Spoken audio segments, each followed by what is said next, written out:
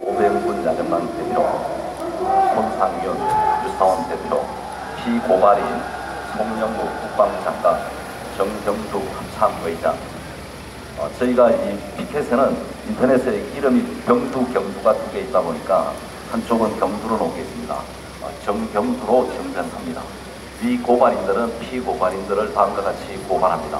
고발 취지, 위 피고인들을 형법 제96조 및 형법 제99조로 고발합니다. 형법 제96조 시설 파괴 이적죄, 적국을 위하여 전조에 기조한 군용시설 기타 물건을 파괴하거나 사용할 수 없게 한 자는 사형 또는 이정력에 처한다. 형법 제99조 일반 이적죄, 전 7조에 기재한 이에 대한민국의 군사상 이익을 해하거나 적국의 군사상 이익을 공여한 자는 무기징역 또는 3년 이상의 징역에 처한다.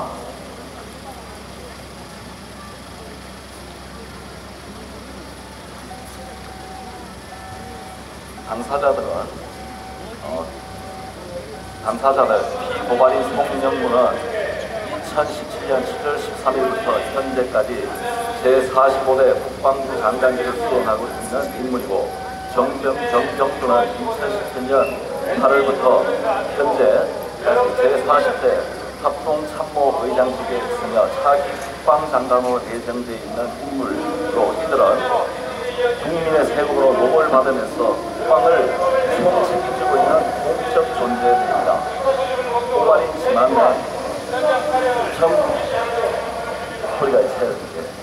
고발인 지만호는 1966년 66년 육사 22기로 졸업했고, 베트남전에서 44개월 동안 전투를 했고, 미국 해군대학원에서 경영학 석사와 시스템공학 박사를 취득한 후 국방연구원에서 7년 동안 책임용어로 연구 활동을 했고, 1987년 대령으로 예편 동의하여 미국을 유학하여 3년 동안 이 해군대학원에서 교수로 공직하고 돌아와 방송 등 각종 언론의 기고, 저작 등 강연 등 프리랜서 생활을 하다 인대중 시대를 접어들어서 방송 활동을 하고 있으며, 현재 500만 야구꾼이라는 대표의 시민단체를 이끌고 있습니다. 고발인 손상윤은 인터넷 신문과 방송, 뉴스타운을 운영하면서 방공 전선에서 헌신하고 있는 언론입니다.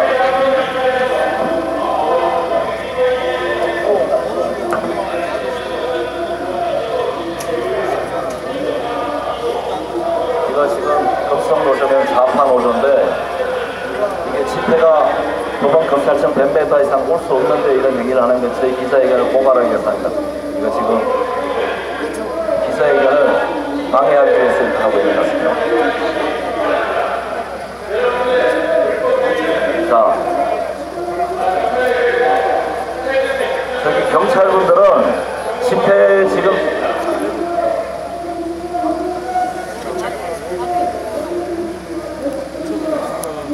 고발 내용 1. 대전차 장애물을 일방적으로 비공개적으로 철거하는 인적 행위.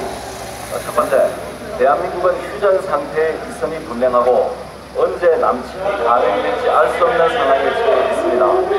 이러한 상황에서 피고발인들은 남침을 저지시키기 위한 장애물들을 더욱 보강, 발전, 확대하고, 또는 물론 국민의 정신부장을 강화시키기 위해 노심초사해야 할 막중한 위치에 있으면서도 국민을 향해 아무런 설명도 없이 엄청난 세금과 노력을 들여 설치한 대전차 장애물을 비공개적으로 제거하고 있습니다. 대전차 장애물, 개인 장애물, 한강 하구에 설치된 고무보트 장애물들이 마구 철거된다는 아우성들이 수많은 SNS와 인터넷 공간에 전파되고 있지만 어느 언론도 이에 대해 보도하지 않았습니다. 이에 고발인 뉴스타운은 2018년 9월 5일 17시경 포천과 철원 지역 사이의 43번 국도에서 정1과 같은 현장을 포착하게 되었습니다. 사진 정1에서 확인할 수 있듯이 도로 위에 얹힌 구조물, 거대한 콘크리트 바위 등입니다. 대전차 방어막을 말하는 것입니다. 저게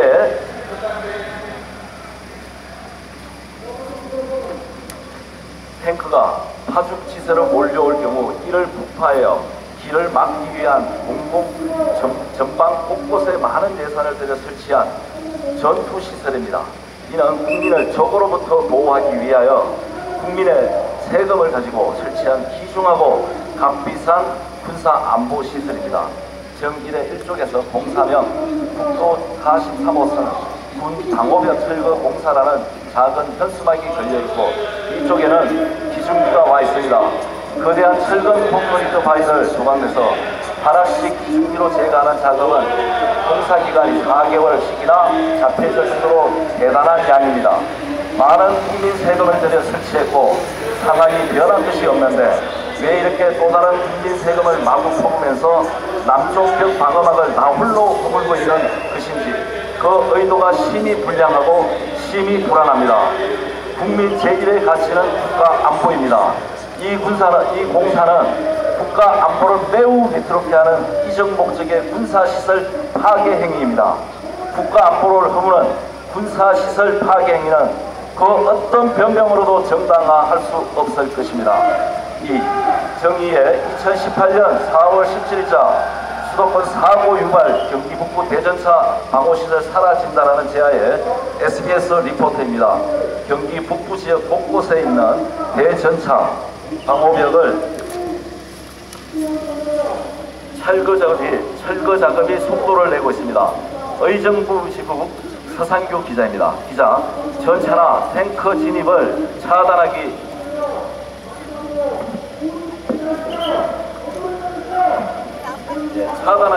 위해 군사 목적의 방호시설은 경기 북부 지역에 집중적으로 설치되어 있습니다.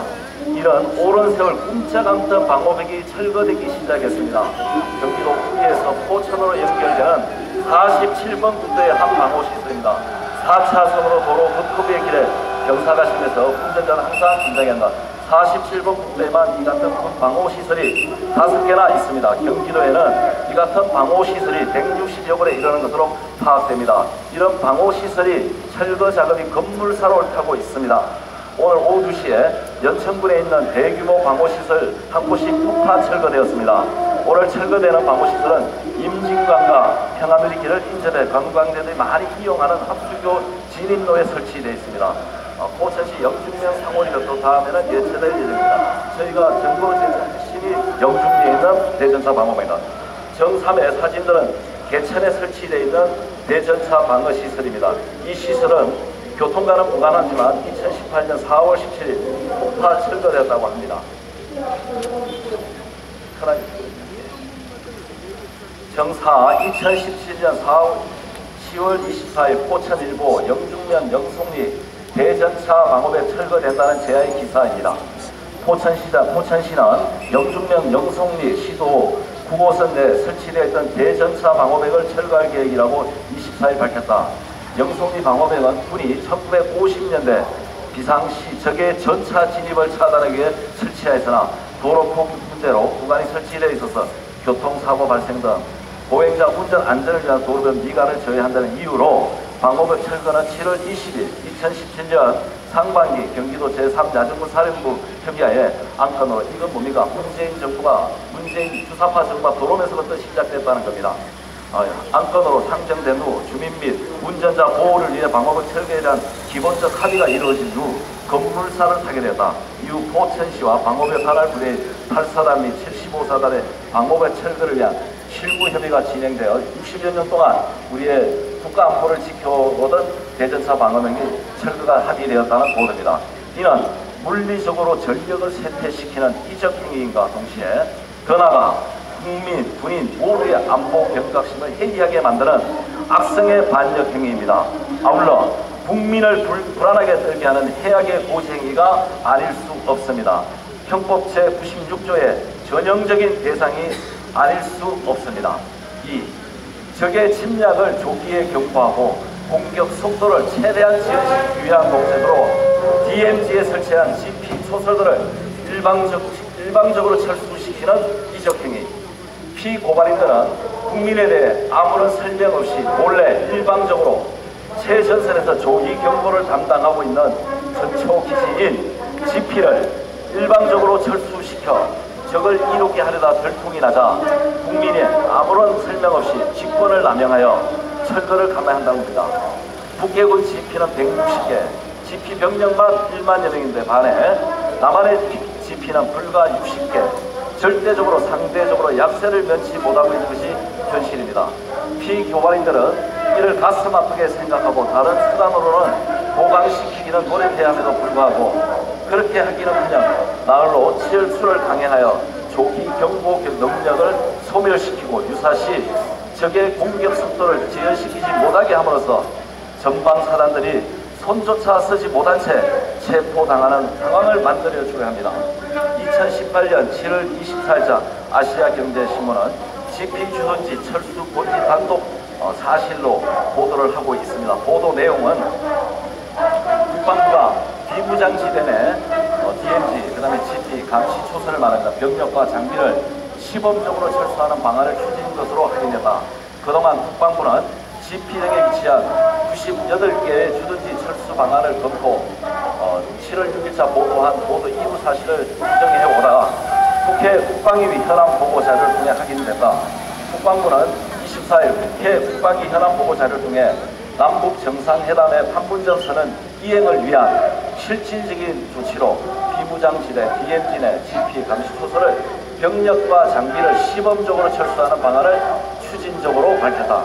하지만 지역휘동에 설치한 98개 주둔지 철수 방안을 검토하면서 우리의 목소리도 높아지고 있다.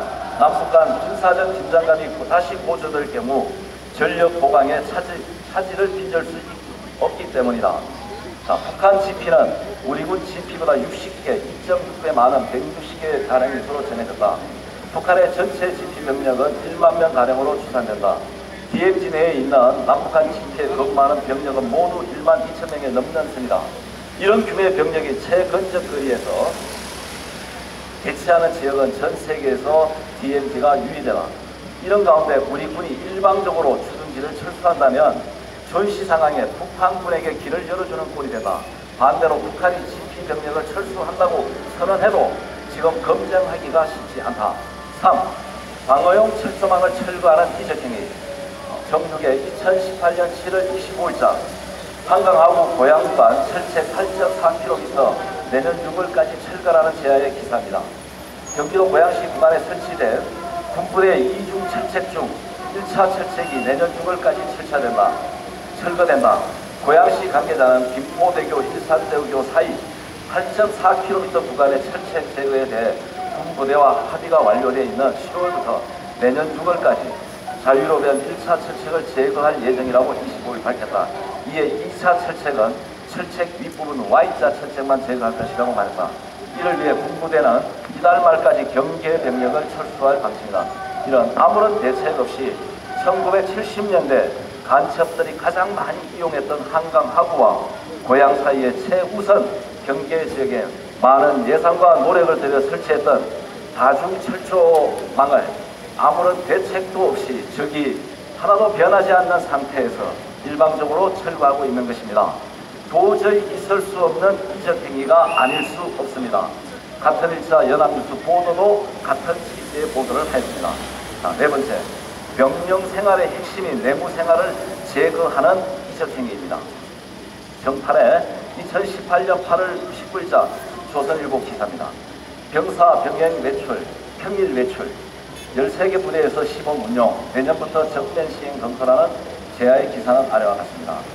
국방부 관계자는 19일 내년부터 전맹 시행을 검토 중인 부대 밖 외출 제도를 장단점을 평가하기 위해 육해 공군 해병대 13개 부대에서 외출 제도를 시범 도입하기로 밝혔다.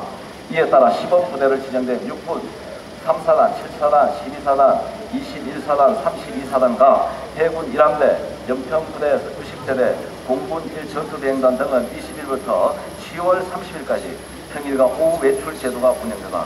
북한 병사들은 10년씩이나 병력을 하고 한국군 병사는 겨우 18개월 동안 병력하여 그 숙달도 면에서 절대적으로 열세합니다. 우선수를 써서던 병사들의 정신전력과 숙달도를 향상시키고 병력 문화를 발전시켜 전술 개발과 다양한 전투 상황의 상상에 내게 하고 각 상황에 처할 수 있게 병사 스스로 생존할 수 있는 자생 능력을 길러주기 위해 노심초사해야 할 위치에 있는 자들이 바로 리피고발인들입니다. 그런데 이 자들은 오히려 그 반대로 병사들의 규율과 전우회를 형성할 수 있는 유일한 수단이 내무반 생활을 자체 말살하고 전우회와 단결력을 기르도록 정통화되어 있는 병영 시스템을 파괴하고 있습니다. 병사들은 오후 6시부터 10시까지 외출하게 하여 전화로 군사 기밀을 통신할 수 있도록 조장하고 군 기율 형성의 절대적인 내부 생활을 자체적으로 사실상 파괴함으로써 적을 이롭게 하고 있습니다. 이는 절대적으로 가벼운 문제가 아닙니다. 주한미군은 24시간 전투 준비 태세를 유지하고 북한군 역시 그러한데 유독 한국군 병사들의 전력과 규율만 약한 내지 해체시키고 있습니다. 규율 없는 군대는 오합지졸입니다. 이 점을 연결하여 살펴주시기 바랍니다. 제5항 지적됩니다. 군의 수장들이 일심영달을 위해 정치 집단과 공동한 지적 행위에 대하여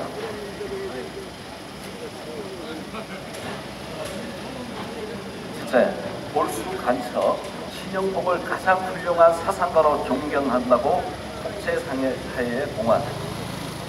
정부는 2018년 2월 9일 문재인은 김영남 앞에서 제가 존경하는 신영복 선생이라는 제목의 휴대지 기사입니다. 제가 존경하는 한국의 사상가 신영복 선생은 겨울철 몇 사람의 체온으로 추위를 이겨나가는 것을 정겹게 일컬어 원시적 우정이라고 말했다고 덧붙였다.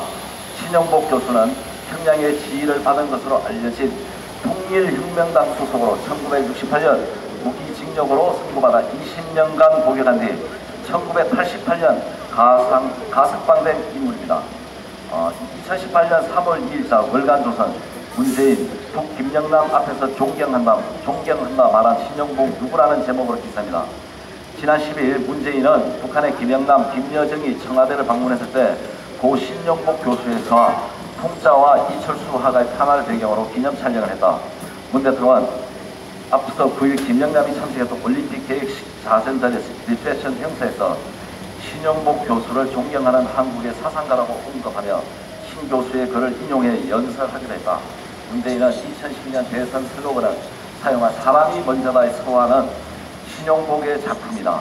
더불어민주당의 당명 그것도 신영복의 글 더불어숲에서 나왔다는 주장이고 신영복이나 문재인 이걸 다 맞다고 했습니다. 자, 이렇던 문재인이 존경을 표하며 각별한 인연을 이어온 것으로 보이는 신영복은 어떤 인물일까요?